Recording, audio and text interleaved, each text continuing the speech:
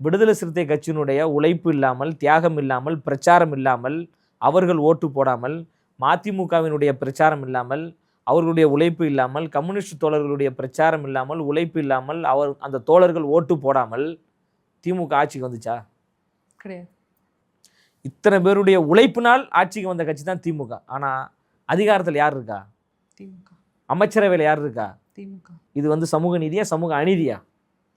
அதாவது எல்லாம் சேர்ந்து வெற்றி பெறுறீங்க, ஆனால் அந்த வெற்றியை நான் மட்டும்தான் சுவைப்பேன் அப்படின்னு சொல்கிறது பாசிசம். அது சர்வதிகாரம். எங்கள் தலைவர் என்ன சொல்கிறாருன்னா, ஆட்சியிலையும் பங்கு தர்றேன், அதிகாரத்திலையும் பங்கு தர்றேன் அப்படின்றார். இதுதான் உண்மையான ஒரு சமூக நீதி. திமுகவிற்கும் தாவேகாவிற்கும் உள்ள வித்தியாசம் என்னன்னா, எல்லோருடைய உழைப்பையும் சுரண்டி கொண்டு தான் மட்டும் வாழ வேண்டும் என்று நினைப்பது திமுக.